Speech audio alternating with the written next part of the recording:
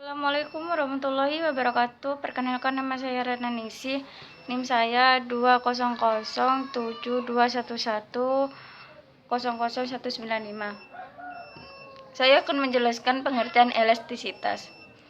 Elastisitas adalah ukuran sebagai besar para pembeli dan penjual, memberikan reaksi terhadap perubahan-perubahan kondisi yang terjadi di pasar. Selain itu, menurut Muhammad Firdaus,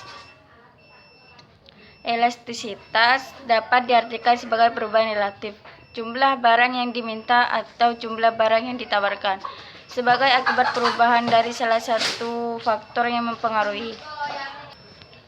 Elastisitas dibagi menjadi dua. Satu, elastisitas permintaan.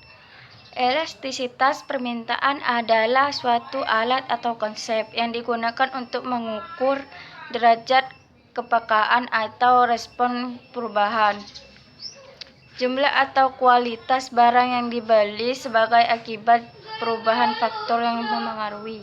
2. Elastisitas penawaran. Elastisitas penawaran adalah perbandingan antara seberapa besar perubahan jumlah barang yang ditawarkan sebagai akibat dari perubahan harga.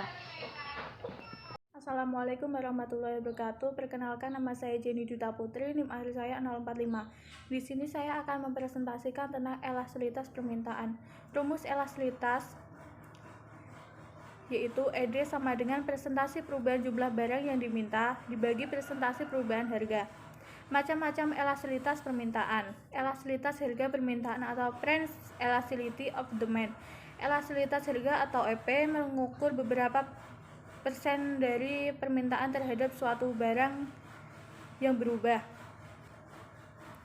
bila harganya berubah sebesar 1%. Elastisitas silang, koefisien yang menunjukkan sampai di mana besarnya perubahan permintaan terhadap suatu barang apabila terjadi perubahan terhadap harga barang yang lain. Elastisitas pendapatan atau income elasticity, koefisien yang menunjukkan sampai di mana besarnya perubahan permintaan terhadap suatu barang sebagai akibat daripada perubahan pendapatan pembelian. Jenis-jenis elastisitas permintaan. Permintaan tidak elastis sempurna. Elastisitas sama dengan 0. Perubahan harga tidak mempengaruhi jumlah yang diminta. Dengan demikian, kurvanya berbentuk vertikal. Permintaan tidak elastis. Elastisitas kurang dari 1, persentase perubahan kuantitas.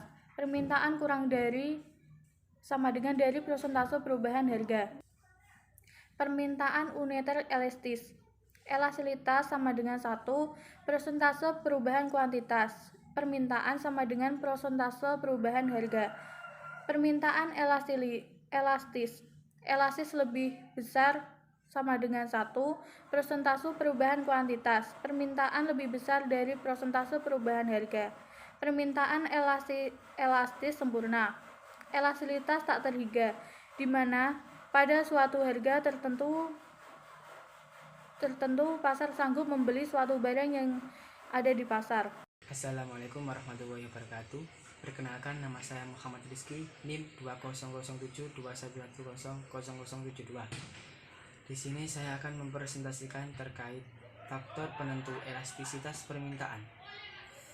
Adapun faktor penentu elastisitas permintaan yaitu yang pertama, tingkat kemampuan barang-barang lain untuk menggantikan barang yang bersangkutan. Yang kedua, presentasi yang akan dibelanjakan, yakni barang yang dibelikan. Yang ketiga, jumlah pemakai semakin banyak.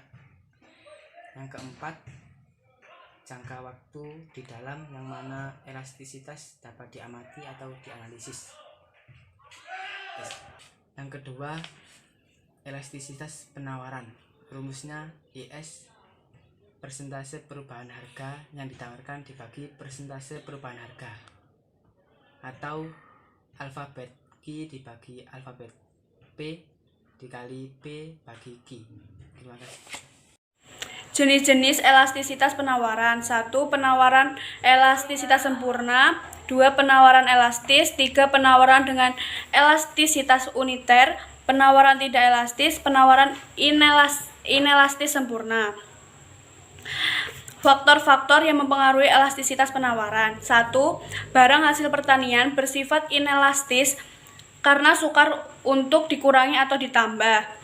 2. Dalam jangka pendek, jika terjadi perubahan harga, maka produsen sulit untuk mengubah barang yang ditawarkan. 3. Munculnya atau menghilangnya produk saingan. 4. Adanya terobosan untuk membuat barang baru. Para ahli membedakan 3 waktu bagi produsen, yaitu 1. 3. Immediate run atau momentary period atau market period, suatu periode waktu yang sangat pendek di mana jumlah barang yang terdapat di pasar tidak dapat dirubah. The short run adalah suatu periode waktu yang cukup panjang bagi suatu perusahaan untuk memproduksi barang. The long run adalah suatu periode waktu yang sangat panjang bagi perusahaan baru